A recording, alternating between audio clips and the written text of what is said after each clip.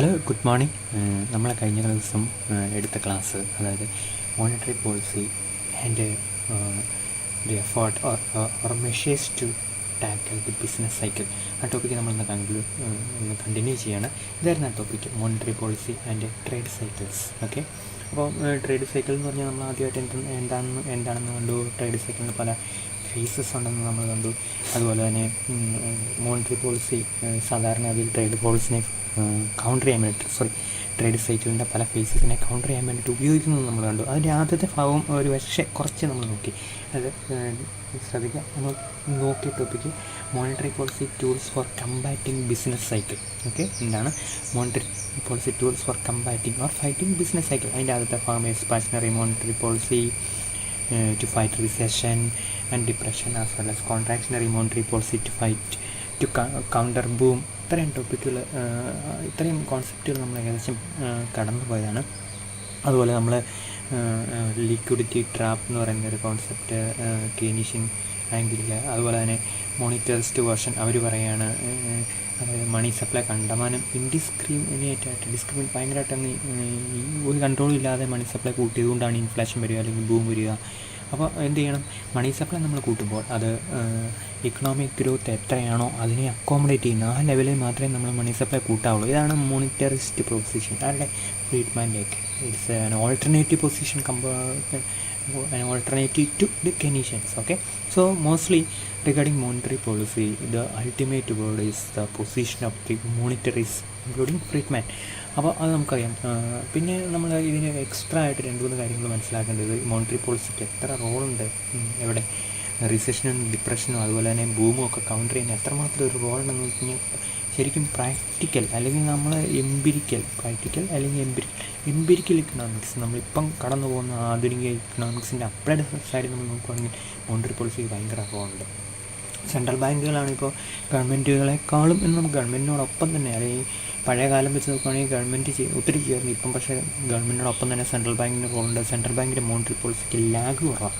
Lag എന്ന് പറഞ്ഞാൽ lag എന്ന് പറയുന്നത് ഒരു പോളിസി അനൗൺസ് ചെയ്തു, അത് എഫക്റ്റീവ് ആകാൻ വരുന്ന ഒരു ലാഗ് ഉണ്ട്. നമ്മൾ ലാഗ് വേറെ ദിവസം പഠിക്കും. പിന്നെ അതുപോലെ തന്നെ ഇനി നമ്മൾ പറയാനില്ല, ഇംപ്ലിമെൻറ്റ് ചെയ്തു, പിന്നെ അത് കഴിഞ്ഞ് അത് എഫക്റ്റീവ് ആകാൻ പിന്നെ ലാഗ്. അപ്പം എനാക്ട്മെൻറ്റ് ലാഗ്, ഇംപ്ലിമെൻറ്റേഷൻ ലാഗ് എന്നൊക്കെ പറഞ്ഞ് ലാഗ് പല രീതിയിലുണ്ട്.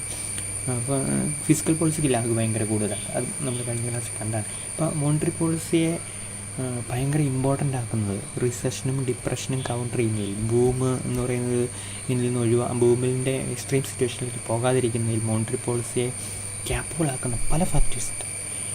അപ്പം എല്ലാ ഫാക്ടേഴ്സും നമുക്ക് കാണാം. അപ്പോൾ ഇവിടെ നമ്മൾ നോക്കുന്നത് റിസെഷനും ഡിപ്രഷനും കൗണ്ടർ ചെയ്യുന്നതിൽ മോണിറ്ററി പോളിസിക്ക് എന്താണ് റോൾ, അല്ലെങ്കിൽ എങ്ങനെ അതിന് പറ്റും എന്നുള്ളതാണ്.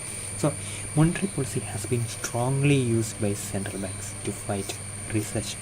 നമ്മൾ ഡിപ്രഷൻ എന്ന് പറയുന്ന വൺസ് ഇൻ എ സെഞ്ചുറി ഇവൻ്റാണ്. But recession is more common, അല്ലേ? അപ്പോൾ റിസെഷൻ ഇപ്പം നമ്മൾ കടന്നു പോയിരിക്കുന്നത് റിസെഷനാണ്. ഇന്ത്യ കടന്നു പോകുന്ന റിസെഷനാണ്. കാരണം -7.7% കൊണ്ട് GDP കുറഞ്ഞു പോയി. So several countries are facing GDP contraction. കൃത്യമായിട്ട് എന്താണ് GDP കോൺട്രാക്ഷൻ? അപ്പോൾ ശരിക്കും പറഞ്ഞാൽ റിസെഷൻ്റെ സമയത്ത് പഠിക്കാനുള്ളൊരു ഭാഗ്യകടം നമുക്ക് ഉണ്ടായിട്ടുണ്ട്. അപ്പോൾ അങ്ങനെയുള്ള റിസെഷനും അല്ലെങ്കിൽ അതിനേക്കാളും എക്സ്ട്രീമായിട്ടുള്ള ഡിപ്രഷനും കൗണ്ടർ ചെയ്യുന്ന മോണിറ്ററി പോളിസിക്ക് എന്ത് റോളെന്ന് പറഞ്ഞിട്ടുണ്ടെങ്കിൽ നമ്മൾ ഇപ്പോഴത്തെ എംപിരിക്കൽ സിറ്റുവേഷൻ തന്നെ നമുക്ക് നോക്കാം. Okay, so strongly used by central banks to fight recession. This has been evident during the time of the global financial crisis of 2008. Okay, or around 12 years back, 13 years back. Now during the time of the COVID-induced recession, ഇപ്പോൾ Covid കൊണ്ടുവരുന്ന റിസെഷൻ ഉണ്ടല്ലോ, നമ്മളെല്ലാം വീട്ടിലിരിക്കുന്നു, ഇക്കോണമിയിലൊന്നും activity ഇല്ല. ആ റിസെഷനെ രക്ഷപ്പെടാൻ വേണ്ടിയിട്ട് central bank എന്തെല്ലാം കാര്യങ്ങളാണ് ചെയ്യുന്നത്, അല്ലെങ്കിൽ അപ്പോൾ അത് ലൈവായിട്ട് തന്നെ നമുക്ക് പഠിക്കാം, അതല്ലെങ്കിൽ പ്രാക്ടിക്കൽ സൈഡിൽ തന്നെ നമുക്ക് പഠിക്കാൻ പറ്റും. So unconventional monetary policy are tried by central banks to fight recession during both occasions. അപ്പോൾ നമ്മളൊരു വാക്ക് നോക്കുക, എന്താണ് unconventional monetary policy interventions? Monetary പോളിസിയുടെ ഒരു പ്രത്യേകത എന്താ അറിയാം? അതായത് പല ടൂൾസും, let me tell them as ടൂൾസും പുതിയതാണെന്നുള്ളതാണ്. കണ്ടുപിടിച്ച് നമ്മൾ ആദ്യമായിട്ട് ആ ടൂൾസിനെ കുറിച്ച് കേൾക്കുന്നത് സെൻട്രൽ ബാങ്കുകൾ കണ്ടുപിടിച്ച് ഇൻട്രൊഡ്യൂസ് ചെയ്യാണ് പല ടൂൾസ്. ഒരു ഉദാഹരണം പറഞ്ഞാൽ targeted long time report operations, TLTRO. ഒരു ഇൻസ്ട്രുമെൻ്റാണ് അത്. TLTRO 1 ഉണ്ട് ഇന്ത്യയിലോട്ടോ, TLTRO 2 ഉണ്ട്, പിന്നെ special open market open market operation. നമ്മൾ ഓപ്പൺ മാർക്കറ്റ് ഓപ്പറേഷനെ കുറിച്ച്, നമ്മൾ റിപ്പോ ഓപ്പറേഷനെ കുറിച്ച് ഇപ്പോൾ എന്നാൽ targeted long time repo operations, long time repo ഓപ്പറേഷൻസിനെ കുറിച്ച് ചിലപ്പോൾ നിങ്ങൾ കിട്ടാണ്. അപ്പോൾ ഇങ്ങനെയുള്ള ടൂൾസ് കുറേ ഇൻട്രൊഡ്യൂസ് ചെയ്യണം, RBI ഇൻട്രൊഡ്യൂസ് ചെയ്യണം, അതർ സെൻട്രൽ ബാങ്ക്സ് ഇൻട്രൊഡ്യൂസ് ചെയ്യണം. ഇപ്പോൾ targeted long time repo operation എന്ന് ശരിക്കും പറയുകയാണെങ്കിൽ ചില പ്രത്യേക ഇൻസ്റ്റിറ്റ്യൂഷൻസിനും അല്ലെങ്കിൽ ചില പ്രത്യേക കാറ്റഗറിക്കും കൂടുതൽ ലോൺ കൊടുക്കാൻ വേണ്ടി RBI കൊണ്ടുവരുന്ന സ്കീമാണ് ഈ TLTR എന്നൊക്കെ പറയും. അതിൻ്റെ ഫീച്ചേഴ്സ് മനസ്സിലാക്കിയാലേ നമുക്ക് ആ സ്കീമിൻ്റെ ഒരു അർത്ഥം ശരിക്കും പിടികിട്ടുള്ളൂ, അല്ലെങ്കിൽ അതിൻ്റെ ഉദ്ദേശം ശരിക്കും പിടികിട്ടുള്ളൂ. അപ്പോൾ അങ്ങനെയുള്ള പുതിയ പുതിയ ഇൻസ്ട്രുമെൻറ്റ്സ് RBIയും അതുപോലെ മറ്റ് സെൻട്രൽ ബാങ്കിലും ഇൻട്രൊഡ്യൂസ് ചെയ്യണം. ഇതൊന്നും നമ്മൾ കേട്ടിട്ടുള്ള CRR അല്ല, ആണോ? അല്ല. അല്ലെങ്കിൽ നമ്മൾ കേട്ടിട്ടുള്ള SLR അല്ല. നമ്മളിങ്ങനെ അതുപോലെ നമ്മൾ ബാങ്ക് റേറ്റ് കിട്ടുന്നത് റിപ്പോയും കിട്ടുന്നുണ്ട് അങ്ങനെ.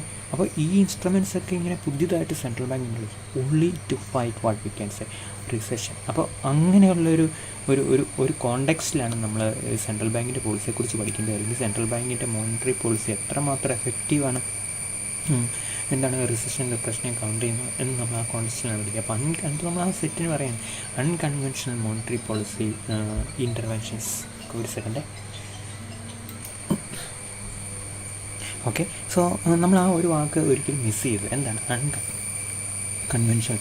അൺകൺവെൻഷണൽ എന്ന് പറഞ്ഞാൽ പരമ്പരാഗതമല്ലാത്ത പുതിയത് എന്നാണ് അർത്ഥം. ഇപ്പോൾ ഈ അൺകൺവെൻഷണൽ മോണിറ്ററി പോളിസി ഇൻട്രൊഡ്യൂസ് ശരിക്കും 2008 ഗ്ലോബൽ ഫൈനാൻഷ്യൽ ക്രൈസിസിലെ ഇക്കണോമിക് റിസഷനിൽ നിന്നും അതിനെ ഗ്രേറ്റ് റിസഷനാണ് വിളിക്കുന്നത്. എന്താണ് ഗ്രേറ്റ് റിസഷൻ?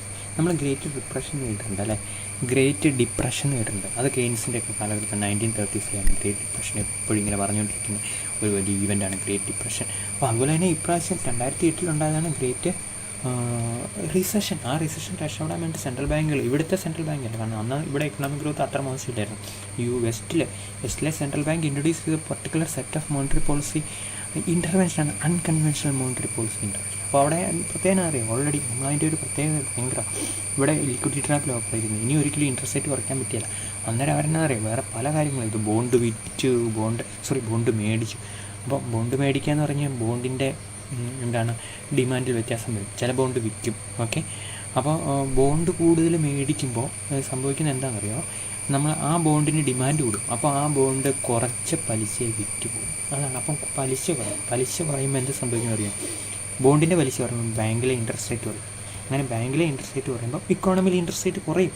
അപ്പോൾ അങ്ങനെ ഒരു ഇതുവരെ RBI അല്ലെങ്കിൽ മറ്റ് സെൻട്രൽ ബാങ്ക് മണി സപ്ലൈ കൂട്ടുക, കൂടുതൽ മണി പ്രിൻ്റ് ചെയ്യുക, ബാങ്കിലോടൊക്കെ ഇൻട്രസ്റ്റ് റേറ്റ് കുറയ്ക്കാൻ പറയുക, അതൊക്കെ ചെയ്യും. ഇതൊക്കെയായിരുന്നു സാധാരണ അവിടെ ഇരിക്കുന്ന ഇൻ്റർവെൻഷൻസ്. പക്ഷേ ഇപ്പോൾ ഇവിടെ എന്താണ്, ഇക്കോണമി ബോണ്ടുകൾ ഇഷ്ടം പോലെയാണ്. ബോണ്ട് എന്ന് പറഞ്ഞാൽ കടപ്പത്രം എന്ത് ചെയ്യും, കടപ്പത്രം കമ്പനികൾ അല്ലെങ്കിൽ ഇൻസ്റ്റിറ്റ്യൂഷൻസ് ഇഷ്യൂ ചെയ്യുമ്പോൾ ആ കടപ്പത്രം പോയി സെൻട്രൽ ബാങ്ക് മേടിക്കുക.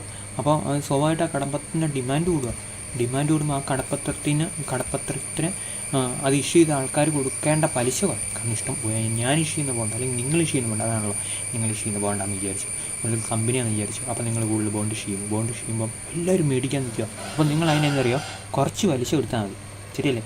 കാരണം ഇഷ്ടംപോലെ ആൾക്കാർ മേടിക്കുകയാണെങ്കിൽ നിങ്ങൾ പറയും ഞാൻ ഇനി കുറച്ച് പലിശ തരുള്ളൂ എന്ന് പറയും. അങ്ങനെ ഇൻട്രസ്റ്റ് റേറ്റ് പറയും. എല്ലാവരുടെയും സെൻട്രൽ ബാങ്ക് മേടിക്കുമ്പോൾ ഇൻട്രസ്റ്റ് റേറ്റ് പറയും. അപ്പം ബോണ്ടുകളുടെ ഇൻട്രസ്റ്റ് റേറ്റ് പറയുമ്പോൾ ബോണ്ട് ഒരു പ്രധാനപ്പെട്ട ഒരു ബെഞ്ച് മാർക്ക് എന്താണ് ഇൻസ്ട്രുമെൻ്റാണ്. അതിൻ്റെ അകത്തെ ഇൻട്രസ്റ്റ് റേറ്റ് എന്ന് പറയുന്നത് ഇക്കോണമിയിലെ ഇൻട്രസ്റ്റ് റേറ്റ് നിർണ്ണയിക്കുന്ന ഒരു ഘടകം തന്നെയാണ്. അപ്പോൾ അങ്ങനെയുള്ള ബോണ്ടുകളിലെ ഇൻട്രസ്റ്റ് റേറ്റ് പറയുമ്പോൾ സ്വാഭാവികമായിട്ട് ഇക്കോണമിയിലെ ഇൻട്രസ്റ്റ് റേറ്റ് പറയും. അപ്പോൾ എന്ത് ചെയ്യും, ലോങ് ടൈമിൽ കൺസംഷന് ഇൻവെസ്റ്റ് ചെയ്യാൻ വേണ്ടിയിട്ട് ലോൺ എടുക്കാനാണെങ്കിൽ അങ്ങനെ ഇൻവെസ്റ്റേഴ്സിൻ്റെ ഇൻട്രസ്റ്റ് കൊടുക്കുന്ന പലിശ കുറയും, ശരിയല്ല? അല്ലെങ്കിൽ long time consumers mortgage loan എടുക്കുകയാണെങ്കിൽ എന്ന് പറഞ്ഞാൽ നമ്മൾ ഹൗസ് ലോണൊക്കെ എടുക്കുന്നത് അതിൻ്റെ ഇൻട്രസ്റ്റ് റേറ്റ് കുറയുന്ന കേട്ടോ ഉദ്ദേശിച്ച്. ഇൻവെസ്റ്റ്മെൻറ്റ് ഇൻട്രസ്റ്റ് റേറ്റ് കുറയുന്നതാണ്. ഇൻട്രസ്റ്റ് റേറ്റ് കുറയും, അപ്പോൾ അന്നേരം എന്ത് കൂടും, ഇൻവെസ്റ്റ്മെൻറ്റ് കൂടും, കൺസംഷൻ കൂടും. ഇതൊക്കെ നമുക്ക് ലോജിക്കലായിട്ട് മനസ്സിലാക്കാൻ പറ്റുമല്ലോ. അങ്ങനെ ഒരു നമ്മൾ കേട്ടിട്ടുള്ള മണി സപ്ലൈ കൂട്ടുന്നതും റേറ്റ് ഓഫ് ഇൻട്രസ്റ്റ് കുറയ്ക്കാൻ പറ്റുമല്ല, കാരണം ഓൾറെഡി ഭയങ്കര കുറയ്ക്കും. ഇപ്പോൾ എന്ന് പറഞ്ഞാൽ സെൻട്രൽ ബാങ്ക് കൊമേഴ്സ്യൽ ബാങ്കിന് കൊടുക്കുന്ന പലിശ നിരക്കാണ് കുറവെന്ന് പറയുന്നത്. അപ്പം അത് കുറഞ്ഞേക്ക് ഇനി കുറയ്ക്കാൻ പറ്റില്ല. പക്ഷേ മാർക്കറ്റിലെ ഇൻട്രസ്റ്റ് റേറ്റ് എന്നാലും സിഗ്നിഫിക്കൻ്റ്. ആ ഇൻട്രസ്റ്റ് റേറ്റ് കുറയ്ക്കാൻ വേണ്ടിയിട്ടാണ് ഈ ബോണ്ട് മേടിക്കുന്നത്, മനസ്സിലായല്ലോ? അതൊരു അൺകൺവെൻഷണൽ മോണിറ്ററി പോളിസിയാണ്.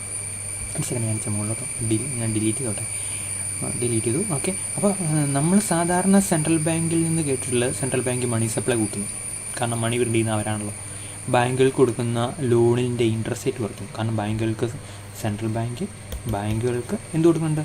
ലോൺ കൊടുക്കുന്നുണ്ട്. അതിന് നമ്മൾ റിപ്പോ എന്നൊക്കെ പറയും, repurchasing option, 1 day loan, 5 day loan, 3 day loan, 10 or 15 or 28 days loan. Okay, അതെല്ലാം ഒരു ലിക്വിഡിറ്റി അഡ്ജസ്റ്റ്മെൻറ്റ് ഫെസിലിറ്റിയിൽ വരുന്നതാണ്.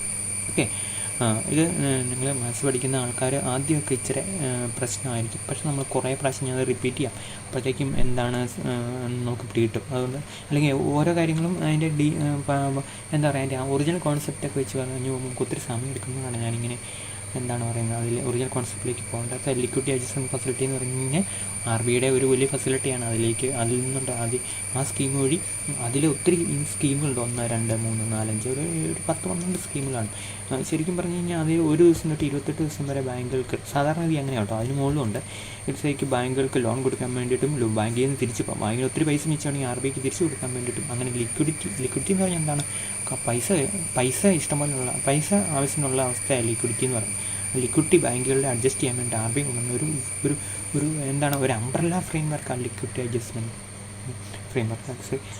Okay, so liquidity adjustment facility. അപ്പോൾ അങ്ങനെ നമ്മൾ ലിക്വിഡിറ്റി അഡ്ജസ്റ്റ്മെൻറ്റ് ഫെസിലിറ്റിയുടെ സാധാരണ ഗതിയിൽ എന്ത് കൊടുക്കും? ഇഷ്ടംപോലെ ലോൺ ബാങ്കുകൾ കൊടുക്കും.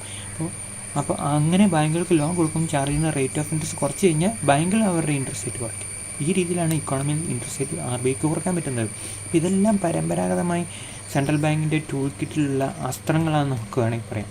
അപ്പോൾ അതിന് പുറമെയാണ് ഈ സെൻട്രൽ ബാങ്ക് 2008 ഈ പുതിയ സംഭവമായിട്ട് വന്നത്. ഏത് റിസഷനെ കൗണ്ടർ ചെയ്യാൻ പറ്റും. ഏത് റിസഷൻ? Great recession. ഓക്കെ, അപ്പോൾ ആ കോണ്ടെക്സ്റ്റ് നമുക്ക് മനസ്സിലായല്ലോ.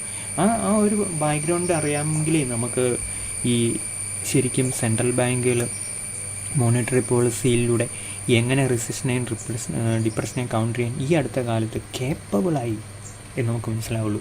പിടിയിട്ടില്ല. അപ്പം ആ ഒരു കോണ്ടെക്സ്റ്റ് 2008 ക്രൈസിൻ്റെ കോണ്ടെക്സ്റ്റ് ഉണ്ടായിരിക്കണം. അന്ന് കണ്ടുപിടിച്ച അന്ന് ഫോളോ ചെയ്ത ഇൻസ്ട്രുമെൻസിനേക്കാളും കൂടിയ കുറേ ഇൻസ്ട്രുമെൻറ്റുകൾ കോവിഡ് കാലത്ത് സെൻട്രൽ ബാങ്കിൽ കൊണ്ടുവന്നു. RBIയുടെ തന്നെ ഒരു റിപ്പോർട്ടിൻ്റെ അകത്ത് unconventional monetary policy instruments during the Covid crisis എന്ന് പറഞ്ഞ RBI റിപ്പോർട്ടിൻ്റെ ഒരു ചാപ്റ്ററിൻ്റെ അകത്ത് സ്പെഷ്യലായിട്ട് മെൻഷൻ ചെയ്യുന്നുണ്ട്. ഓക്കെ, സോ കാര്യങ്ങൾ പിടിയിട്ടില്ലോ. Central banks are very powerful. We are not going to test or explain all of the instruments used, all of the unconventional instruments used by the central banks, including the RBI during the global financial crisis as well as the COVID crisis. We are not going to mention, but still we have to mention or study some of the instruments. Okay, tried central banks to fight recession during both occasions. Okay, നമ്മൾ പറഞ്ഞാണ്. ഇനി നമുക്ക് ഒന്ന് delete ചെയ്തു. ഇനി നമുക്ക് delete ചെയ്തിട്ട് തൊട്ടടുത്ത പോയിന്റിലേക്ക് നമുക്ക് പോകാം. Okay, central banks are reprioritising monetary policy interest to economic growth. അതായത് ഈ അടുത്ത കാലത്ത് വന്നിട്ട് മാറ്റം. സെൻട്രൽ ബാങ്ക് എല്ലാ കാര്യത്തിലും ഒത്തിരി കാര്യങ്ങൾ ഇടപെടുക എന്ന് പറഞ്ഞല്ലോ, നമ്മൾ അറിയത്തില്ലാതെ. കാരണം ഗവൺമെൻറ് എന്തെങ്കിലും ഒരു പോളിസി പ്രഖ്യാപിച്ച് കഴിഞ്ഞാൽ 10 രൂപയുടെ പോളിസി വെച്ച് കഴിഞ്ഞാൽ 50 രൂപയുടെ അനൗൺസ്മെൻറ്റ് നടത്തും. സെൻട്രൽ ബാങ്ക് അങ്ങനെയല്ല. സെൻട്രൽ ബാങ്കിൻ്റെ പോളിസികൾ നമ്മൾ പലപ്പോഴും പൊളിറ്റിക്കൽ ഇമ്പാക്റ്റ് വരാതിരിക്കാൻ വേണ്ടി അവരെന്താ പറയുക, അനൗൺസ്മെൻറ്റ് എഫക്റ്റ് കാണിയല്ല, പക്ഷേ പ്രാക്ടിക്കൽ എഫക്റ്റ് ഭയങ്കര കൂടുതലായിരിക്കും. അതാണ് സെൻട്രൽ ബാങ്കിൻ്റെ പോളിസികളുടെ ഒരു പ്രത്യേകത. So they are nowadays they are helping the economy lot of regarding in supporting economic growth. സാധാരണ സെൻട്രൽ ബാങ്കിൻ്റെ ഏറ്റവും പോളിസി പറഞ്ഞാൽ പ്രൈസ് സ്റ്റെബിലിറ്റിയാണ്. അപ്പോൾ അതുകൊണ്ടാണ് ഈ വാക്ക് നമ്മളിവിടെ പ്രത്യേകം പ്രൈസ് സ്റ്റെബിലിറ്റി എന്ന് പറയാൻ അറിയാം. നോ ഇൻഫ്ലേഷൻ ആട്ടോ, no deflation. So price level should be supportive of promoting economic activities of the investors, consumers, etc. അപ്പോൾ അതാണ് അവരുടെ ഒരു പരമ്പരാഗതമായിട്ടുള്ള കോൺസെൻട്രേഷൻ ഏരിയ. ഏതാ? Price stability. അപ്പോൾ ഇക്കണോമിക് ഗ്രോത്തിലേക്ക് അവർ അലങ്കാരികമായിട്ട് വരുമെങ്കിൽ പോലും ആക്റ്റീവായിട്ട് വരാറില്ല. പക്ഷേ ഈ അടുത്ത കാലങ്ങളിൽ ഇക്കണോമിക് ഗ്രോത്തിന് ആക്റ്റീവായിട്ട് സപ്പോർട്ട് ചെയ്യാൻ സെൻട്രൽ ബാങ്ക് നോക്കുന്നുണ്ട്. Okay, so over the last couple of decades, central banks are providing low interest rate and excess liquidity to boost consumption, demand, investment and production and employment. അപ്പോൾ അതാണ് നമ്മൾ ശരിക്കും ഉണ്ടല്ലോ. ഇപ്പോൾ ഒരു പക്ഷേ ഡിഗ്രി പഠിച്ച കുട്ടികൾ നിങ്ങൾ അല്ലെങ്കിൽ PGക്ക് നിങ്ങൾ പഠിച്ചില്ല, ഒരു ലിക്വിഡിറ്റി തിയറി ഓഫ് മണി എന്ന് പറഞ്ഞൊരു കോൺസെപ്റ്റ് ഉണ്ട് കേട്ടോ. അപ്പോൾ ലിക്വിഡിറ്റി തിയറി ഓഫ് മണി അത് ഭയങ്കര തിയറി എന്ന് പറയുമ്പോൾ ഓടരുത്. എന്നാന്ന് പറയുക, ശരിക്കും നമുക്കങ്ങനെ ഞാൻ പറയാം ഓടേണ്ട കാര്യമില്ല. അത്രയും സിമ്പിളായിട്ടുള്ളൊരു തിയറി. എന്താ അവർ പറയുന്നത് അറിയോ? ഈ ലിക്വിഡിറ്റി തിയറി എന്ന റാറ്റിൽസ് അങ്ങനെയുള്ള കുറേ ഷെയ്സ് അവരൊക്കെ പറഞ്ഞതെന്ന് പറയും. അതായത് ഇപ്പം നമ്മുടെ സ്പെൻഡിങ് എന്ന് പറയുന്നത് നമ്മളിരിക്കുന്ന ക്യാഷ് അനുസരിച്ചല്ല. ഇത് പൈസ കേട്ടോ, ഇതിരിക്കുന്ന 1000 രൂപ നോട്ടില്ലല്ലോ, 500 രൂപ, ഒരു 3-4 കെട്ട് അനുസരിച്ചല്ല നമ്മുടെ സ്പെൻഡിങ്. അല്ലെങ്കിൽ നമുക്കുണ്ടല്ലോ ലിക്വിഡിറ്റി എന്ന് പറയുന്ന ക്യാഷ് എവിടെ നിന്നെങ്കിലുമൊക്കെ കിട്ടാനുള്ളൊരു സാധ്യത ഉണ്ടെങ്കിൽ നമ്മൾ സ്പെൻഡ് ചെയ്യും ക്യാഷിലേക്ക്. നമ്മൾ ശരിക്കും A state of having liquidity, അതാണ് അവർ പറയുന്നത്. അപ്പം മണി സപ്ലൈയേക്കാൾ ഉപരി ലിക്വിഡിറ്റിയെ ആണ് നമ്മൾ നോക്കേണ്ടത്. ഒരു പക്ഷേ നമ്മളിൽ ഒരാൾക്ക് ഭയങ്കര ക്രെഡിബിലിറ്റി ഉണ്ടെന്ന് വിചാരിച്ചു എന്ന് പറഞ്ഞു കഴിഞ്ഞാൽ എല്ലാ കാര്യങ്ങളും പറഞ്ഞു ചെയ്യും. അങ്ങനെ ഒരു 10,000 രൂപ എവിടെ നിന്നെങ്കിലും തരാമെന്ന് ചോദിച്ചു കഴിഞ്ഞാൽ താല്പര്യമില്ലാത്തൊരു ചിലപ്പം കൊടുക്കുന്നിരിക്കും, കാരണം ഇയാൾ തിരിച്ചു കൊടുക്കുന്നുണ്ട്. സോ നമ്മുടെ വാക്ക് ഭയങ്കര ലിക്വിഡിറ്റിയാണെന്ന് നമുക്ക് പറയാൻ പറ്റില്ല. അങ്ങനെ നമുക്ക് വേണമെങ്കിൽ പറയാൻ പറ്റും. നമുക്ക് പൈസ കിട്ടി, അല്ലെങ്കിൽ നമ്മൾ വേറൊരു സാധനം മേടിക്കുക, ഞാൻ പൈസ പിന്നെ തരാമെന്ന് പറഞ്ഞാൽ അതിൻ്റെ അർത്ഥം ആ ട്രാൻസാക്ഷൻ അവിടെ നടന്നു, പൈസ അവിടെ ഉണ്ടായോ? ഇല്ല, പൈസ പിന്നെ കൊടുക്കും. So that shows a situation where the transaction can be implemented. ഞാനൊരു എക്സ്ട്രീം കേസാണ് പറയുന്നത്, അതിന് കൃത്യമായിട്ട് തന്നെ എടുക്കേണ്ടത്. എന്നാൽ പോലും ഞാൻ പറഞ്ഞത് എന്താണെന്നറിയോ, ലിക്വിഡിറ്റിയുടെ ഒരവസ്ഥ എവിടെയെങ്കിലും ഉണ്ടായിക്കഴിഞ്ഞാൽ തന്നെ അവിടെ ട്രാൻസാക്ഷൻ നടക്കും. അപ്പോൾ ലിക്വിഡിറ്റിക്കാണ് പ്രാധാന്യം, അല്ലാതെ ഭയങ്കരമായിട്ട് മണി സപ്ലൈക്കല്ലെന്ന ഒരു കോൺസെപ്റ്റ് ഉണ്ട്. അപ്പോൾ അവിടെയാണ് നമ്മൾ ലിക്വിഡിറ്റി. സെൻട്രൽ ബാങ്ക് പഴയ കാലത്തൊക്കെ മണി സപ്ലൈ ആയിരുന്നു കൂട്ടുന്നത്, ഇൻട്രസ്റ്റ് റേറ്റ് കുറയ്ക്കായിരുന്നു, ഇതൊക്കെ ഇക്കോണമിയെ സപ്പോർട്ട് ചെയ്യാൻ വേണ്ടിയിട്ടാണ്. പക്ഷേ ഇപ്പോൾ അതിനേക്കാളും കൂടുതൽ ലിക്വിഡിറ്റിക്ക് വേണ്ടിയിട്ടാണ്. മാർക്കറ്റിൽ എത്രമാത്രം ഫണ്ട് ഉറപ്പാക്കിയാൽ മതി, ഫണ്ട് ആരെങ്കിലും ഒക്കെ എടുത്ത് ചിലവാക്കിക്കോളും, അല്ലെങ്കിൽ എങ്ങോട്ടെങ്കിലും ഒക്കെ പോയിക്കോളും. So central banks primary responsibility is to ensure that the system has enough liquidity, not just one system. The system as for example the banking system, or in other words the NBFCs, or the and NBFCs, for example the microfinance institution that is a part of the NBFCs. So there are different segments in the financial system. ശരിയല്ലേ? പലതുണ്ട്. Finance system വലുതാകും തോറും പലതരത്തിലുള്ള players വരും, പലതരത്തിലുള്ള market വരും. അപ്പോൾ അങ്ങനെ വരുമ്പോൾ അവിടെയൊക്കെ ആവശ്യത്തിന് ഫണ്ടുണ്ടോ എന്ന് ഉറപ്പാക്കുന്ന സ്കീമുകളാണ് സെൻട്രൽ ബാങ്ക് ചെയ്തത്. നമ്മൾ ഈ കോവിഡിൻ്റെ കാലത്ത് ഏറ്റവും കൂടുതൽ ഒരു 7-8 പുതിയ സ്കീമുകൾ വന്നിട്ടുണ്ട്. അപ്പോൾ ആ 7 സ്കീമുകൾ ലിക്വിഡിറ്റി ഉറപ്പാക്കാൻ വേണ്ടിയിട്ട്. അപ്പോൾ ഓരോ മാർക്കറ്റിലും പൈസ ആവശ്യം ഉണ്ടായിരിക്കണം. നമുക്കറിയാം, അതായത് ഒരു ദിവസം ശരിക്കും ഫെബ്രുവരി 2021 അല്ലേ? യെസ്, 2020 അന്നേരമാണല്ലോ കോവിഡിൻ്റെ ഭയങ്കര. ഫെബ്രുവരി 3 ഞാൻ നോക്കി കിടക്കും, 3 2020 തൊട്ട് ഒരു ജൂൺ വരെയുള്ള ആ 3-4 മാസം ഉണ്ടല്ലോ, ഓരോ ഇന്ത്യയിലെ ബാങ്കിൽ മുഴുവൻ ഒരു 3 ലക്ഷം കോടി രൂപ വെച്ച് സെൻട്രൽ ബാങ്കിൽ കൊണ്ട് പൈസ എടുത്തുകൊണ്ടിരുന്നു. അപ്പം എൻ്റെ അർത്ഥം എന്താ, വെറുതെ ആ പൈസ കയറ്റിക്കുക ബാങ്കിൻ്റെ സെൻട്രൽ ബാങ്ക് കൊണ്ട് കൊടുക്കുക, എന്നിട്ട് ഒരു ചെറിയ പലിശ മേടിക്കുക. അതിന് പറയുന്നത് റിവേഴ്സ് റിപ്പോ റേറ്റ്. അപ്പോൾ ആ ചെറിയ പലിശ മേടിക്കുന്ന എത്ര ശതമാനം പലിശയായിട്ട് around now it is around 3.75%. അപ്പോൾ സെൻട്രൽ ബാങ്ക് ഇതും കുറച്ച്, ഇനി അങ്ങ് പൈസ തരാനൊന്നുമില്ല, നിങ്ങളത് ലോൺ കൊടുത്തു ഇവിടെ കൊണ്ടേ ഇടാതെ to 3.25%. So the commercial banks are parking their excess money because commercial bank found that it is not profitable to give loans to general public may default.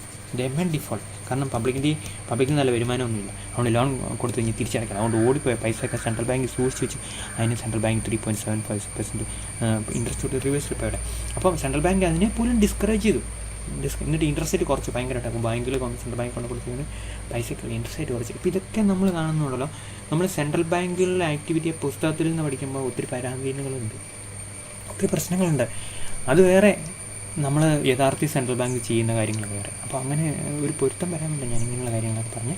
Okay, so liquidity is very important. അത് എപ്പോഴും ഇങ്ങനെ പറഞ്ഞുകൊണ്ട് liquidity ഉറപ്പാക്കുന്ന market ഇഷ്ടമല്ല. Fund ഉണ്ടാക്കുക, പലതരത്തിലുള്ള പോളിസികൾ വഴി, പലതരത്തിലുള്ള ഇൻസ്ട്രുമെൻറ്റ്സ് വഴി, പാക്കേജ് വഴി സെൻട്രൽ ബാങ്ക് മാർക്കറ്റിൽ ഇഷ്ടംപോലെ പൈസ ഉണ്ടാക്കും. പൈസ ഇൻഷുർ ചെയ്യുക, പൈസ എന്ന് പറഞ്ഞാൽ ലിക്വിഡിറ്റി കേട്ടോ. Let me delete this part of. ഒരു സെക്കൻഡേ ഡിലീറ്റ് ചെയ്തു.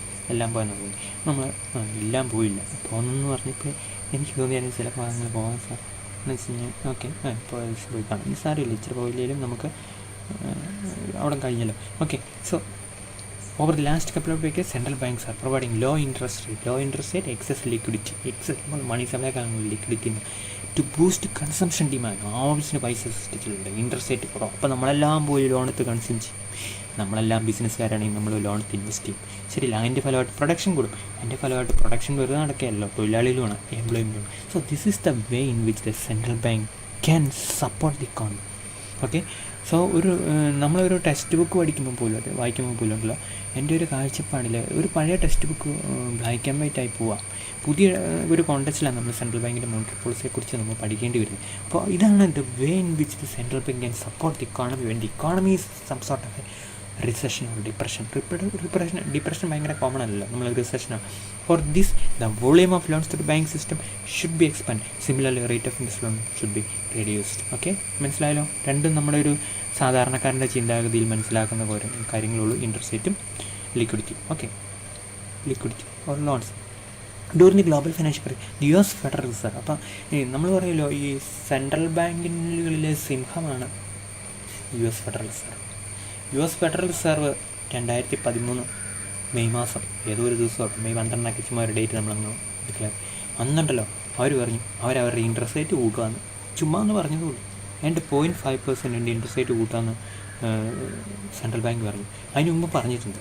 അന്നേരമൊക്കെ ചെറിയ എഫക്റ്റൊക്കെ വന്നിട്ടുണ്ട്. പക്ഷേ അന്ന് എന്ത് ചെയ്യുന്നറിയോ, അന്ന് നമ്മുടെ സ്റ്റോക്ക് മാർക്കറ്റ് 2.8%, ഞാൻ ഓർക്കുന്നില്ല, അതോ 5% നിയർലി, നമ്മൾ ഓർമ്മ കുറവായത് അത്രയും കണ്ട് സ്റ്റോക്ക് മാർക്കറ്റ് താഴെ പോയി. നമ്മുടെ മാത്രമല്ല, ലോകത്തിലല്ല. ജപ്പാനിൽ ആദ്യമായിട്ട് നമ്മൾ രാവിലെ സൂര്യൻ വെച്ച് കഴിഞ്ഞാൽ ആദ്യം സ്റ്റോക്ക് മാർക്കറ്റിൻ്റെ ട്രേഡിങ് ഓപ്പൺ ചെയ്യുന്നത് ജപ്പാൻ്റെ ഉദയ സൂര്യൻ്റെ നാടെന്നാണല്ലോ. പിന്നെ ജപ്പാൻ തൊട്ട് south Korea, China, Taiwan, Hong Kong, Singapore, India, പിന്നെ മിഡിൽ ഈസ്റ്റ്, ഇങ്ങനെ എല്ലായിടത്തും താഴോട്ട് സ്റ്റോക്ക് മാർക്കറ്റ് താഴോട്ട് റെഡ് മാത്രം ഇടിഞ്ഞു പോകാന്ന് പറയാല്ലേ. ഒരു സൈഡിൽ നിന്ന് ഇടിഞ്ഞു പോകുന്നതിൽ ഇടിഞ്ഞു, യൂറോപ്പിലും എല്ലാം ഇടിഞ്ഞു പോയി. കാരണം എന്താണെന്നറിയോ, ആളുകൾ അമേരിക്കയിൽ ഇൻട്രസ്റ്റ് റേറ്റ് അന്നേരം 0.5% കൂടുക. നമ്മൾ 0.5% ഭയങ്കര പ്രധാനപ്പെട്ട. കാരണം ഫണ്ടുകൾ നമുക്കെന്താ പറയുക, ഒരു 10K crore ആയിരിക്കും ഫണ്ടുകൾ വരുന്നത്. ഒരു കുഞ്ഞു ഫണ്ട് പോലും അങ്ങനെ, അല്ലെങ്കിൽ ഒരു ഫണ്ടിങ് ഇൻസ്റ്റിറ്റ്യൂഷൻ അത്രയും ഫണ്ട് കൊണ്ടുവരും. അപ്പോൾ അത് ഫണ്ടൊക്കെ ഉണ്ടല്ലോ, അമേരിക്ക ഭയങ്കര ലാഭമെന്ന് പറഞ്ഞാൽ അങ്ങോട്ട് തിരിച്ചു പോകും ഫണ്ടൊക്കെ. അങ്ങനെ തിരിച്ചു പോയപ്പോൾ ഇവിടെ നിന്നെല്ലാം വിട്ടുപോയി. സ്റ്റോക്ക് മാർക്കറ്റിൽ നിന്ന് എല്ലാവരും ഷെയർ കിട്ടി അമേരിക്കയിലോട്ട് തിരിച്ചു പോയി. Big investors who came to India and who were there in India for last 2 or 3 years, they sold their shares. They found that investing in America will be more profitable because the interest rate has increased. അപ്പോൾ ഇത് ലോകമെല്ലാം ഞെട്ടിപ്പോയി. ഇങ്ങനെയാണ് ഒരു സംഭവം. അപ്പോൾ ലോകത്തിന് മനസ്സിലായി there is ഇൻ്റർകണക്റ്റഡ്നെസ്. അതാണ് ഈ ഇൻ്റർകണക്റ്റഡ്സ് എന്ന വാക്ക്. നമ്മൾ ഈ ഗ്ലോബലൈസേഷൻ മൂലം നമ്മൾ ഒത്തിരി പോളിസികൾ ഇൻട്രൊഡ്യൂസ് ചെയ്തു. അവിടുത്തെ ആൾക്കാർ ഇവിടെ വന്ന് ഇൻവെസ്റ്റ് ചെയ്യുന്നു. നമ്മളതിന് വാല് തുറന്നു കൊടുത്തു കഴിഞ്ഞാൽ തിരിച്ചങ്ങോട്ട് പോകും. വാലടയ്ക്കാൻ പറ്റില്ല, തിരിച്ചും അങ്ങോട്ട് തന്നെ പോകും. അപ്പോൾ അതുകൊണ്ട് ലോകത്തിലെ ഇൻസ്റ്റിറ്റ്യൂഷൻസും മാർക്കറ്റുകളിൽ തമ്മിൽ ഭയങ്കര കണക്ഷനുണ്ട്.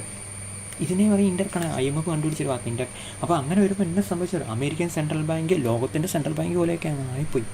അപ്പോൾ അത് പിന്നെ പിറ്റേ ദിവസം അമേരിക്ക ഇത് കറക്റ്റ് ചെയ്തു. അപ്പോഴത്തേക്ക് ഇവിടുത്തെ ആൾക്കാരെല്ലാം പൈസ വാങ്ങായിരുന്നു. അപ്പോൾ ഈ 2013 മെയ് മാസത്തിലെ ആ ഒരു ദിവസം ലോകത്തിന് ഒരിക്കലും മറക്കാൻ പറ്റിയില്ല. അപ്പോൾ അതാണ് ഇത്രമാത്രമാണ് നമ്മളൊരാൾ ഒരു ടൈറ്റാനിക് ആയിട്ടുള്ള ഒരു സെൻട്രൽ ബാങ്ക് ഒരു പോളിസി എടുത്താൽ ലോകത്തിലെല്ലാം ഇൻഫ്ലുവൻസ് അന്ന് കിട്ടി. അതിനുശേഷം US ഫെഡറൽ റിസർവ് ഉണ്ടല്ലോ ഒരു 4-6 മാസം മുമ്പൊക്കെ അനൗൺസ് ചെയ്യും, ചിലപ്പോൾ ഞങ്ങൾ അടുത്ത 6 മാസം കഴിയുമ്പോൾ ഇൻട്രസ്റ്റ് റേറ്റ് അല്പം കൂട്ടുമായിരിക്കും എന്ന് പറയും. അപ്പോൾ അതനുസരിച്ച് ചെറുതായിട്ട് ഇടിയും, അല്ല ഇതുപോലെ ഭയങ്കരമായിട്ട് ഇടിഞ്ഞു വരികയില്ല. സോ നമുക്ക് അത് എക്സ്പെക്റ്റഡാണ്. പിന്നീട് American federal reserve interest rate കൂട്ടിയപ്പോഴൊന്നും ലോകത്തിലൊന്നും സംഭവിച്ചില്ല. കാരണം ഓൾറെഡി ആ ഒരു ന്യൂസ് ഫാക്റ്റഡ് ഇന്നായിരുന്നു. നമ്മൾ ഫാക്റ്റഡ് ലോകം ഒബ്സർവ് ചെയ്തായിരുന്നു, പെട്ടെന്ന് അങ്ങ് അനൗൺസ് ചെയ്തായിരുന്നു. അത് അപ്പോൾ അത്രമാത്രം ഇൻ്റർ കണക്റ്റഡ്നെസ് ഉണ്ട് ലോകത്തിൽ. അതിലൊരു പ്രധാനപ്പെട്ട സെൻട്രൽ ബാങ്കാണ്, അല്ലെങ്കിൽ അമേരിക്കൻ ഫെഡറൽ റിസർവ്. ഒരു ചൈന ഭയങ്കര പ്രധാനപ്പെട്ട ഇക്കോണമി ആണെങ്കിൽ പോലും ഒരു കാര്യം മനസ്സിലാക്കണം, ചൈന ഇങ്ങനെ വലിയ മെഷേഴ്സൊക്കെ ഇംപ്ലിമെൻറ്റ് ചെയ്താൽ ലോകത്തിൽ അത്ര വലിയ ഷോക്കൊന്നും എഫക്റ്റ് ഒന്നും വരാൻ പോകുന്നില്ല.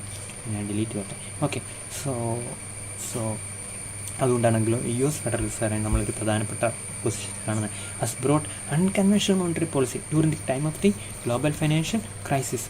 Okay, and instrument called quantitative easing. അപ്പോൾ ക്വാണ്ടിറ്റി ഈസിങ് എന്ന് പറഞ്ഞാൽ എന്താണ്? ഈസിങ് ഈസി ആക്കുക എന്നുള്ളതാണ്. Okay, by expanding money supply. അപ്പോൾ മണി സപ്ലൈ എക്സ്പാൻഡ് ചെയ്യാൻ പുതിയൊരു വഴി കണ്ടുപിടിച്ച്. This was because there was situation of liquidity trap to എന്ന് പറഞ്ഞാൽ ഇതാണ്. ഇൻട്രസ്റ്റ് റേറ്റ് ഭയങ്കരമായിട്ട് കുറഞ്ഞു നിൽക്കുക. ഇനി ഒരിക്കലും ഇൻട്രസ്റ്റ് റേറ്റ് കുറയ്ക്കാൻ പറ്റില്ല. അവിടെ ഈ ഇൻട്രസ്റ്റ് റേറ്റ് ഏതിൻ്റെ ഇൻട്രസ്റ്റ് റേറ്റ് ആണെന്നറിയും? സെൻട്രൽ ബാങ്ക് കൊമേഴ്ഷ്യൽ ബാങ്കിന് ലോൺ കൊടുക്കുന്ന ഇൻട്രസ്റ്റ് റേറ്റ് 1% ആയിരിക്കും, അല്ലെങ്കിൽ 0.5% ആയിരിക്കും, അല്ലെങ്കിൽ 0% ആയിരിക്കും. ഈ ഇൻട്രസ്റ്റ് റേറ്റ് കുറയ്ക്കാൻ പറ്റുമോ? ഇല്ല. അപ്പോൾ എന്നാണെന്നറിയും, അപ്പോൾ അതിനനുസരിച്ച് ഇക്കോണമിയിൽ ഒരു പക്ഷേ 2.5 അല്ലെങ്കിൽ 3% ആയിരിക്കും പലിശ നിരക്കിയിരിക്കുന്നത്. അപ്പോൾ ഇത് കുറയ്ക്കാൻ സെൻട്രൽ ബാങ്ക് കൊമേഴ്ഷ്യൽ ബാങ്ക് കൊടുക്കുന്ന ഇൻട്രസ്റ്റ് റേറ്റ് കുറയ്ക്കാൻ പറ്റിയില്ല. അപ്പോൾ അതിനെയാണ് അന്നത്തെ കാലത്ത് ലിക്വിഡിറ്റി ട്രാപ്പ് 2 എന്ന് പറയുന്നത്. അപ്പോൾ അങ്ങനെ കുറയ്ക്കാൻ പറ്റാത്തതുകൊണ്ട് സെൻട്രൽ ബാങ്ക് വേറൊരു വഴി കണ്ടുപിടിച്ചു. ആ വഴിയെക്കുറിച്ചാണ് നമ്മൾ പറയുന്നത്. ആ വഴി സാധാരണ ഇക്കോണമിയിൽ മണി സപ്ലൈ കൂട്ടുന്നതും കുറയ്ക്കുന്നതും, ലിക്വിഡിറ്റി കൂട്ടുന്നതും കുറയ്ക്കുന്നതും, അല്ലെങ്കിൽ ഇൻട്രസ്റ്റ് റേറ്റ് കുറയ്ക്കുന്നതും സെൻട്രൽ ബാങ്കും കൊമേഴ്ഷ്യൽ ബാങ്കും തമ്മിലുള്ള ബന്ധത്തിലൂടെയാണ്. അല്ലേ? അങ്ങനെയാണ്. ഇവിടെ എന്ത് ചെയ്യുന്നറിയോ? ഇവിടെ ഈ എന്ത് ചെയ്യുന്നത്, ഇൻട്രസ്റ്റ് റേറ്റ് സീറോ പറഞ്ഞാൽ ഏകദേശം സീറോ പോലെയാണ്. കൊമേഴ്സ്യൽ ബാങ്കുകൾക്ക് ലോൺ, സെൻട്രൽ ബാങ്ക് ലോൺ കൊടുക്കുന്ന ഇൻട്രസ്റ്റ് റേറ്റ് സീറോ പോലെയായിരുന്നു. അപ്പോൾ അതുകൊണ്ട് ഇനിയൊന്നും കുറയ്ക്കാൻ പറ്റും. ഇത് zero bound central bank cannot reduce the policy rate as it is almost zero. This situation is called liquidity trap 2. Hence the US Fed, Bank of Japan, central banks of Europe. ഒരു സെക്കൻഡേ.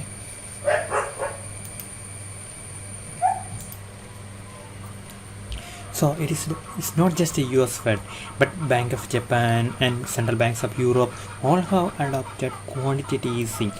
Okay, during the time of the global financial crisis. Okay, ഞാനൊന്ന് delete ചെയ്തോട്ടെ. ഒരു second. Delete ചെയ്തു. Okay, now നമ്മൾ പറഞ്ഞല്ലോ, അതായത് ഈ quantitative easing എന്ന് പറഞ്ഞാൽ അത് വർക്ക് ചെയ്യുന്നത് എങ്ങനെയാണെന്ന് ഞാൻ നിങ്ങളൊന്ന് പറഞ്ഞു കഴിഞ്ഞാൽ പിടി കിട്ടൂല. അപ്പോൾ ക്വാണ്ടിറ്റേറ്റീവ് ഈസിങ് എന്താണ്? Under quantitative easing central bank supplies new money by buying bonds or other financial assets from banks. അപ്പം ബാങ്കിൽ ഇഷ്ടംപോലെ ബോണ്ടുകളുണ്ട്. ബോണ്ടുകൾ ഇങ്ങനെ കെട്ടി കിടക്കും. അപ്പോൾ ഈ ബോണ്ടുകൾ എവിടെ ഇരിക്കുന്നത്? ബാങ്കുകളിലാണ്. അതെന്ത് ചെയ്യുന്നറിയോ? സെൻട്രൽ ബാങ്ക് മേടിക്കും. അപ്പോൾ സെൻട്രൽ ബാങ്ക് ആ ബോണ്ട് മേടിച്ചിട്ട് പകരം എന്ത് കൊടുക്കും? കറൻസി കൊടുക്കും, മണി, ഡോളർ. ഓക്കെ, ഡോളർ ഇങ്ങനെ കൊടുക്കും. ആർക്ക് കൊടുക്കും? ബാങ്കുകൾ കൊടുക്കും. അപ്പം ബാങ്കുകൾ ആ പൈസ എടുത്ത് ഇക്കോണമി ചിലവാക്കാം, ലോൺ കൊടുക്കാം. ഓക്കെ, അപ്പം ബോണ്ടിങ്ങനെ സെൻട്രൽ ബാങ്ക് മേടിക്കുമ്പോൾ ബോണ്ടിൻ്റെ ഡിമാൻഡ് കൂടുമ്പോഴല്ല, ബോണ്ട് ഇഷ്യൂ ചെയ്യുന്നത് നമ്മളാണെങ്കിൽ നമ്മുടെ ബോണ്ടിൻ്റെ ഡിമാൻഡ് ഭയങ്കരമായിട്ട് കൂടുകയാണെങ്കിൽ, ഞാൻ മുമ്പേ പറഞ്ഞല്ലോ, നമ്മൾ ബോണ്ടിൻ്റെ പലിശ കുറയ്ക്കും. നേരത്തെ 6%, 4%, 3% പലിശ കുറയ്ക്കും. അപ്പോൾ നമ്മുടെ ഇവിടുത്തെ ഇക്കോണമിയിലെ പോലെയല്ല അമേരിക്കയിലെ ഒരു പ്രത്യേകത. അവിടെയൊക്കെ ഇഷ്ടംപോലെ ബോണ്ടുകളുണ്ട്, ഷെയറുകളെക്കാളും കൂടുതൽ ബോണ്ടുകളുണ്ട്. അപ്പോൾ സ്വാഭാവികമായിട്ട് ഇക്കോണമിയിലെ പലിശ നിരക്കിനെ നിർണ്ണയിക്കുന്ന ഒരു പ്രധാനപ്പെട്ട ഘടകം ബോണ്ടുകളിൽ എന്ത് ഇൻട്രസ്റ്റ് റേറ്റ് എന്നുള്ളതാണ്.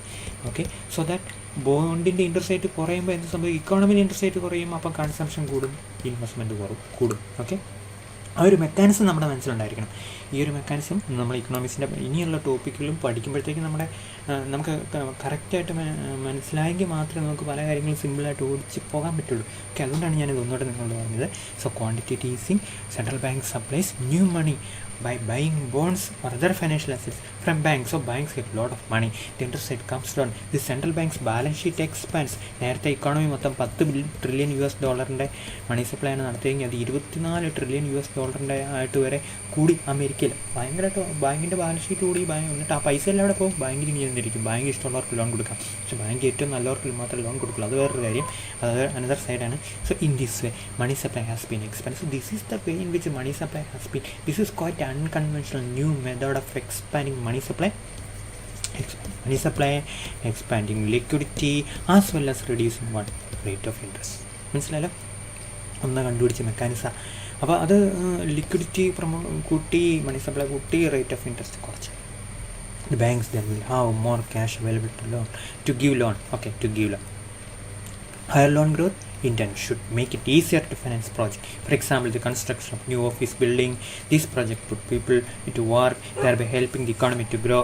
In addition, the Feds in American Federal Reserve, central bank, help to drive up the prices of bonds by reducing their supply. Okay, അപ്പോൾ അങ്ങനെയുള്ള പല കാര്യങ്ങളിലും പോസിറ്റീവായിട്ടാണ്. നമ്മൾ ഈൽഡൊന്നും നോക്കണ്ട. തൽക്കാലം ഞാൻ നിങ്ങളോട് ഈൽഡിനെ കുറിച്ച് നന്നായിട്ട് പഠിപ്പിച്ച് തരാതെ ഈൽഡ് നിങ്ങൾക്ക് പിടികിട്ടുകയല്ലാത്തതുകൊണ്ട് നമ്മളതവിടെ സ്കിപ്പ് ചെയ്ത്. ഓക്കെ, സോ അപ്പോൾ ലോകത്തിൽ അമേരിക്ക മാത്രമല്ല നടത്തി, ജപ്പാൻ നടത്തി, സെൻട്രൽ ബാങ്ക് യൂറോപ്പ് നടത്തി.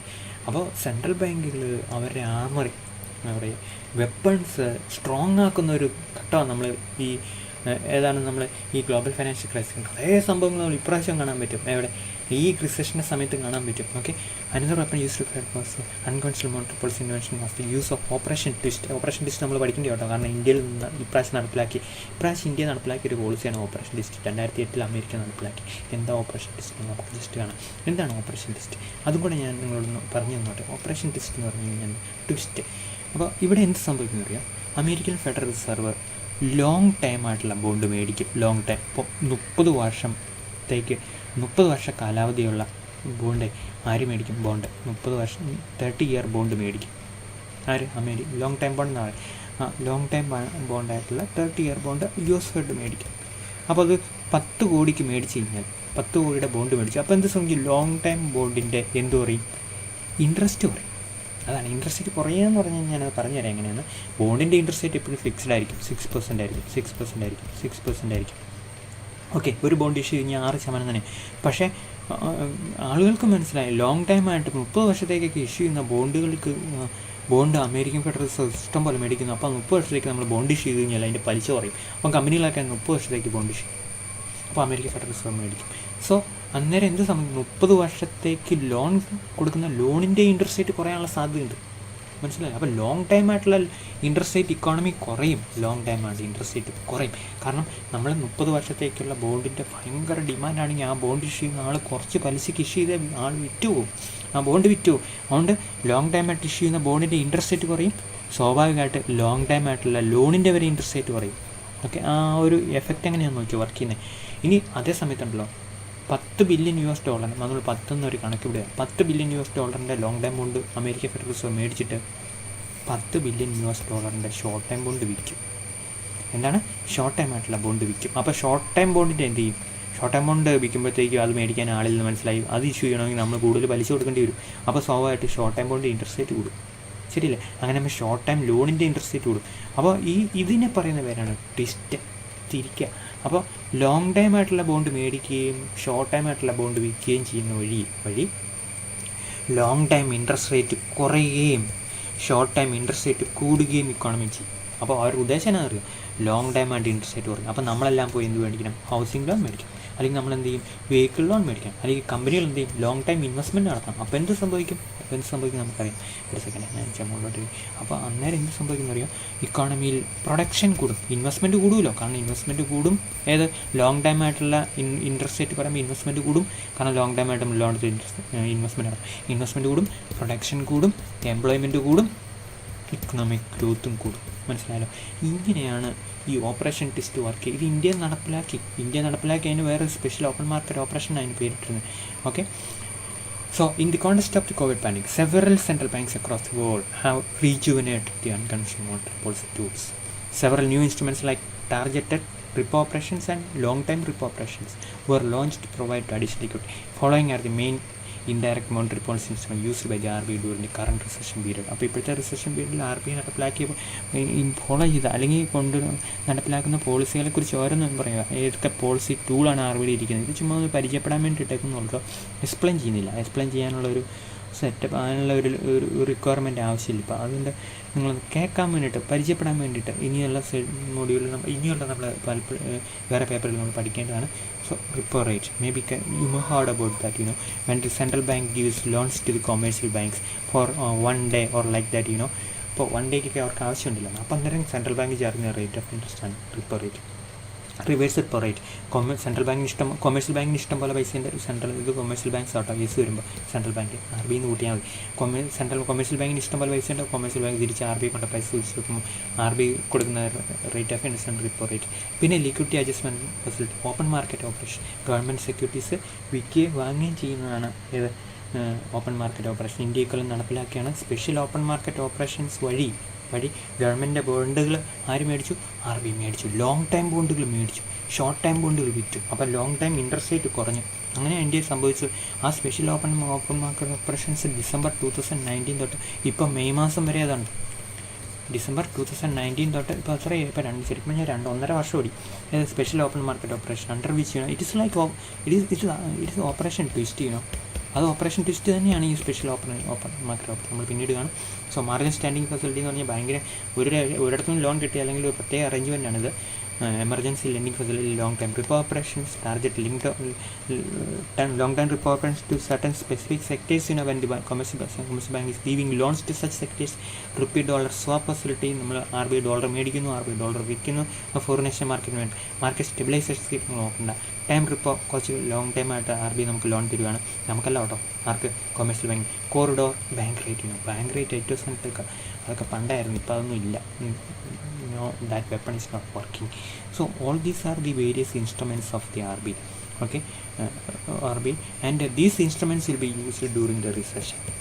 Okay, to stimulate the economy, to enhance what, liquidity. അതാണല്ലോ, enhance liquidity, to reduce rate of interest. So for all those purposes, these instruments will be variedly used by the central bank. നമ്മളിവിടെ കാണും RBIയുടെ long time special open market operation എന്ന് പറഞ്ഞൊരു സംഭവം നമ്മൾ operation twist എന്നാണ് പറയുന്ന പേര്. Simultaneous selling of short time and buying of long time security was aim to bring down the yield of long time securities. ഇപ്പോൾ ലോങ് ടൈമായിട്ട് interest rate കുറയണം, ഗവൺമെൻറ് ലോങ് ടൈമായിട്ട് കടപ്പത്ര വെച്ച് കഴിഞ്ഞാൽ അതിന് പലിശ കുറയണം. അത് ആ ഒറ്റ ഉദ്ദേശത്തോടെ RBI നടപ്പിലാക്കിയതാണ്. ശരിക്കും പറഞ്ഞാൽ US ഫെഡറൽ റിസർവ് 2008 നടപ്പിലാക്കി RBI 2019 തൊട്ട് 2021 ഇപ്പം വരെയുണ്ട്. സോ ഞാൻ ഒരു എക്സാമ്പിൾ ഒരു ടേബിൾ ഇട്ട് നമുക്ക് മനസ്സിലാക്കാൻ വേണ്ടിയിട്ടാണ്, പരീക്ഷയ്ക്ക് എഴുതാൻ വേണ്ടിയിട്ടല്ലോ കേട്ടോ, മനസ്സിലാക്കണമല്ലോ first. So date of announcement 2019 December 19, 2019, 2026 RBI 2 സംഭവങ്ങൾ. അവിടെ RBI പർച്ചേസ് ചെയ്ത് സെക്യൂരിറ്റി മച്യൂരിറ്റി പീരീഡ് നോക്കുക 2029 എന്ന് പറഞ്ഞാൽ 2029 എന്ന് പറഞ്ഞാൽ 10 വർഷം. 10 വർഷം കഴിഞ്ഞ് പൈസ തിരിച്ചു കൊടുക്കുന്ന സെക്യൂരിറ്റി RBI മേടിച്ചു, പർച്ചേസ് സെക്യൂരിറ്റി. അതിന് സെക്യൂരിറ്റി 2020 മച്ചേറുന്ന സെക്യൂരിറ്റി RBI വിറ്റു. ഷോർട്ട് ടൈം സെക്യൂരിറ്റി വിറ്റു, ലോങ് ടൈം സെക്യൂരിറ്റി മേടിച്ചു. അപ്പോൾ അതിൻ്റെ അനൗൺസ്മെൻറ്റിൽ ഇങ്ങനെ പറഞ്ഞേക്കുന്നത് ഡിസംബർ 19, 2020. അപ്പോൾ എത്ര കോടി രൂപയുടെ എമൗണ്ട്? 10,000 കോടി രൂപ. 10,000 കോടി രൂപയുടെ സെക്യൂരിറ്റി ലോങ് ടൈം ആണല്ലോ ഇത്, ലോങ് ടൈം 10 വർഷത്തെ സെക്യൂരിറ്റി മേടിച്ചു. 10,000 അതുപോലെ 10,000 കോടി രൂപയുടെ ഷോർട്ട് ടൈം 2020 മെച്ചൂർ ചെയ്യുന്നു. ഒരു വർഷം കൂടെ കഴിഞ്ഞാന്ന് വിചാരിച്ചു മെച്ചൂർ സെക്യൂരിറ്റി RBI വിറ്റു. ടിസ്റ്റ് എന്താണ്? ടിസ്റ്റ്. അപ്പം ഗവൺമെൻറ്റിൻ്റെ സെക്യൂരിറ്റി RBI മേടിക്കുന്നതും വിൽക്കുന്നതെന്ന് പറയുന്ന ഒരു ഓപ്പൺ മാർക്കറ്റ് ഓപ്പറേഷൻസ്. അപ്പോൾ ഇതൊരു പ്രത്യേക പരിപാടിയുണ്ട്, അതിന് RBI വിട്ടേക്കുന്നത് സ്പെഷ്യൽ ഓപ്പൺ മാർക്കറ്റ് ഓപ്പറേഷൻസ്. ഒന്നുകൂടെ പറയാം, 10,000 കോടി രൂപയുടെ സെക്യൂരിറ്റി RBI ലോങ് ടൈം ആണെങ്കിൽ മേടിക്കും, അതിന് ഈക്വലായിട്ട് ഷോർട്ട് ടൈം സെക്യൂരിറ്റി വിൽക്കും. ഓക്കെ, ഇപ്പോൾ കിട്ടിയല്ലോ. അപ്പോൾ ജസ്റ്റ് ഇങ്ങനെ കണ്ടിന്യൂ ചെയ്യാം. December 2019, 2026, like that, So several occasions, special open market operations or operation twist was made by RBI to reduce the long time rate of interest. Okay. Now RBI, see, the most remarkable one is different. In conclusion, the monetary policy has been increasingly used in recent years to fight recession. The most remarkable one is direct liquidity support measures provided by central banks, including RBI, to various sectors of the economy, including NBFCs, MSMEs, etc. Hence, monetary policy is a powerful weapon to fight recession from the practical angle. Okay. ഇനി monetary policy to fight ബൂമും കൂടെ കണ്ടിട്ട് നമുക്ക് നിർത്താം. അത് കുറച്ചേ ഉള്ളൂ കേട്ടോ, വളരെ കുറച്ചേ ഉള്ളൂ. നമുക്കത് വളരെ ചെറുതായിട്ട് പറയാം. കാരണം ബൂമിനെ കൗണ്ടർ ചെയ്യാൻ വേണ്ടിയിട്ട് RBIക്ക് ശരിക്കും പറ്റും. അതിന് നമ്മൾ ഡിമാൻഡ് മാനേജ്മെൻറ്റ് എന്ന് പറയും.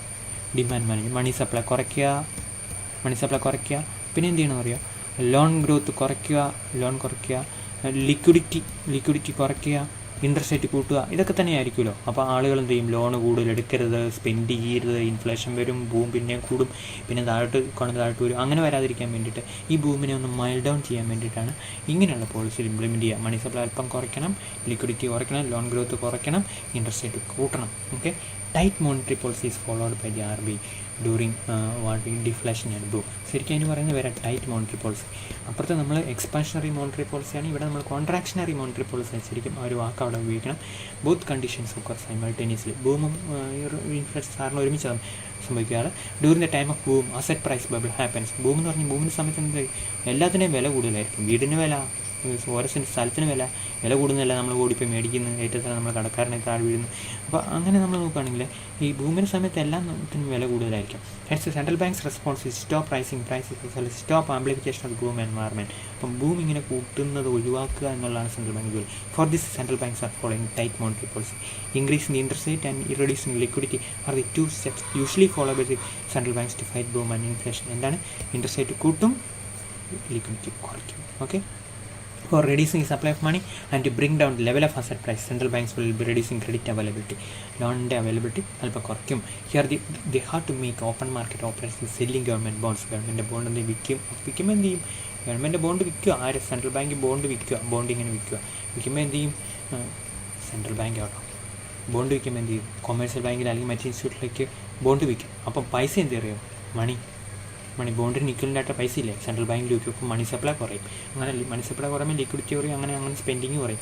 Liquidity management in the financial market is a powerful way to arrest boom and inflation. Okay, കിട്ടിയല്ലോ. ഇനി but the most important tool is use of short time interest rate or repo rate കൂട്ടി ബാങ്കുകൾ അവരുടെ interest rate, ബാങ്കിൻ്റെ interest rate bank കൂട്ടി. അപ്പോൾ consumption കുറഞ്ഞു, investment കുറഞ്ഞു, അപ്പം ബൂം കുറഞ്ഞു. ഇങ്ങനെയാണ് കാര്യങ്ങൾ വർക്കൗട്ട് ചെയ്യുന്നത്. Okay. When the repo rate is increased, overall interest rate in the economy goes up. Several monetary policy instrument can be simultaneous to arrest. ഇത് ഒരു എക്സാമ്പിൾ മാത്രം. സെവർ മോണിറ്ററി പോളിസി ഇൻസ്ട്രുമെൻറ്റ് അതുപോലെ RP ഒരുപോലെ ഉപയോഗിക്കാൻ പറ്റും. Compression of demand is the major method of this instruments. Okay, at the same time monetary policy has fair level of lags. അപ്പോൾ ഈ നമ്മൾ ഇത്രയൊക്കെ പറഞ്ഞെങ്കിലും ഇങ്ങനെ ഇതിനുമ്പോഴത്തെ മോണിറ്ററി പോളിസി കുറേ ലാഗുകളുണ്ട്. അപ്പോൾ അത് ഫിസ്ക്കൽ പോളിസിയുടെ അത്രയും ലാഗുകളുണ്ട്. അപ്പോൾ ലാഗ് അനുസരിച്ച് നേരത്തെ RBI പോളിസി ടൈലർ ചെയ്ത് ഇംപ്ലിമെൻറ്റ് ചെയ്യണം. അപ്പോൾ അതിന് ഫോർകാസ്റ്റിംഗ് മെത്തേഡുകളൊക്കെ RBI ഫോളോ ചെയ്യുന്നുണ്ട്. ഇപ്പോൾ എല്ലാ സെൻട്രൽ ബാങ്കും ഫോളോ ചെയ്യുന്നുണ്ട്. Here central banks R accommodating lags while deploying there various instrument. പല ഇൻസ്ട്രുമെൻറ്റും അവർ ഡിപ്ലോയ് ചെയ്യുമ്പോൾ എന്ത് ചെയ്യും, ഈ ലാഗ് ഉണ്ടോ ഇല്ലയോ, എത്രമാത്രം നേരത്തെ പോളിസി ഇംപ്ലിമെൻറ്റ് ചെയ്യണം, അല്ലെങ്കിൽ നമ്മളിപ്പോൾ പോളിസി എത്ര കാലം കഴിഞ്ഞ് ഫലിക്കും, അന്നേരത്തെ സിറ്റുവേഷൻ അനുസരിച്ചുള്ള പോളിസി ഇപ്പോഴൊക്കെ ഡിസൈൻ ചെയ്ത് RBI ഇംപ്ലിമെൻറ്റ് ചെയ്യും. സോ ലാഗ്സും RBI കണക്കെടുക്കും. That is all about the monetary policy regarding fighting boom as well as inflation. So monetary policy overall, when we are coming to what we can say and the business cycle fluctuations, it is very efficient and it has been increasingly used in these days. Over the last 10 years, 15 years, central bank's policy became increasingly used and very effective, and very neutral, and as well as it is a scientific institution which implements its policy quite scientifically, unlike in the case of government where political pressures are there regarding while shaping the fiscal policy. Okay, so central banks are very efficient. Their role is increasing. The scope of monetary policy also is increasing, what we can say, in managing or in fighting the business cycle fluctuations or trade cycle fluctuations. Okay, so that's all about today's class. Thanks for listening. Thank you.